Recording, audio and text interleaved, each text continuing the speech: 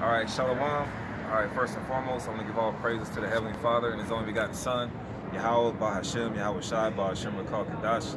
Double honor to the apostles and elders of Great Millstone, and peace, love, and salutation to all you Hakim that's pushing this truth and true sincerity. For this Godspeed, I want to go into getting into the Hebrew, man, all right, because that's our power source. That's what we tap into, all right? The Heavenly Father speaks Hebrew, Yahweh Shai speaks Hebrew, the prophets of old speak Hebrew, all right? So it will behoove you to learn the Hebrew. That's why we call ourselves the Hebrew Israelites, okay? All right, but you got some Israelite camps that just call themselves Israelites because they're not into the Hebrew, and you know who they are, all right? The ones that say that the Lashawan Qadash is gibberish, all right? But we're tapping into our power source. So this is 2 Timothy 2:15. Study to show thyself approved and to the Most High, a workman that needeth not to be ashamed, rightly dividing the word of truth. So you got to study to show yourself approved. And one of the things that you got to study on is Hebrew. And you know, you just got one quick tip, like the deacon told me in our congregation. You know, go into the blue letter. All right, go into the blue letter. Look up words. Just take up 5 minutes of your day to look up a word. You know, go to any book in the Old Testament and look up a word, and you use that the Assyrian chart and link it up with the Lashawan Qadash chart, okay?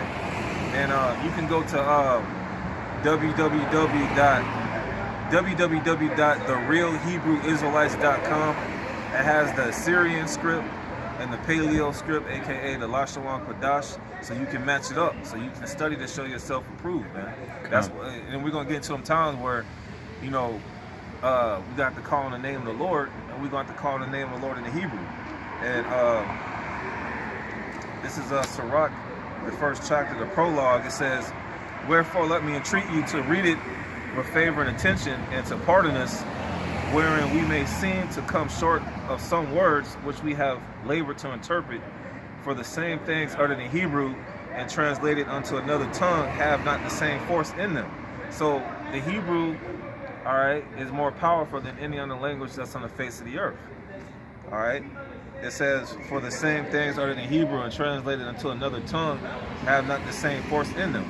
And not only have these things, but the law itself and the prophets and the rest of the books have no small difference when they are spoken in their own language." So that's important to get in, you know, to the Hebrew, to get into these words.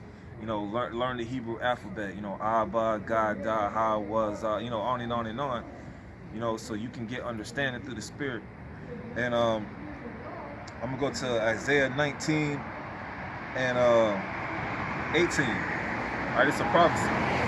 It says, "In that day shall 5 cities in the land of Egypt," and we're in modern day Egypt, you know, read Revelation 11:8.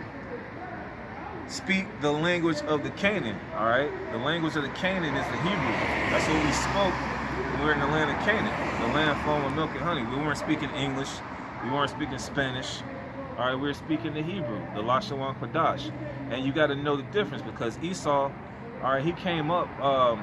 You had this guy named Ben Yehuda, all right, Amalekite, a Jew-rat, who came up with this Yiddish, man. Yiddish. When you look at the blue letter, you got to convert it to the pure language, because the Yiddish is not pure. It's a mixture of Hebrew, German language, French, Russian, all right, English, man. All right, and those people aren't the real Jews, man. So why would you take their word for it as far as their language? All right, it says, "In that day shall 5 cities in the land of Egypt speak the language of Canaan, and swear to the Lord of hosts. One shall be called the city of destruction." So we're gonna return and speak that language in the kingdom of heaven. Ain't gonna be no English, ain't gonna be no Spanish. And Jake created all those languages, but you know, once again, the original language that's gonna be established on the face of the earth is the Hebrew.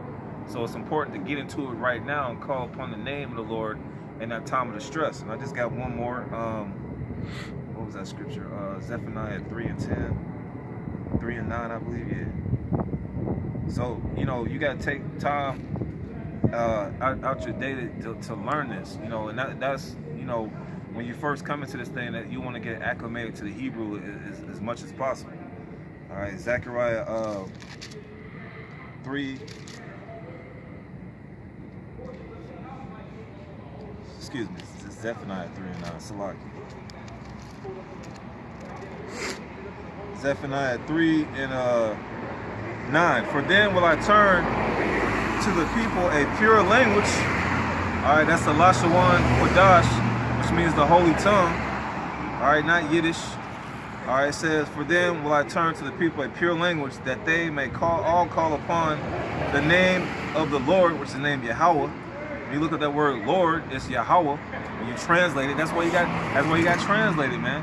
When these people like Jehovah's Witnesses come to your door, you gonna be able to break that name down, all right? Because they're gonna say Jehovah or Jehovah or YHWH, all right? They don't know what they're talking about, but you gotta study to show yourself approved, so you can break it down. Like, look, this is the name of the Lord. His name is Yahweh, all right?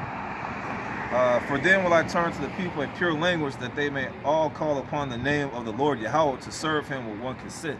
So with that, I hope you was edified. I want to give all praises to the Heavenly Father, His only begotten Son, Yahweh, Bahashem, Yahweh Shai, Bahashem Qadash. Double honors to the apostles and elders of Great Millstone, and peace, love, and salutation to you, Akim. Lord willing, shalom. Till I see you next time, shalom.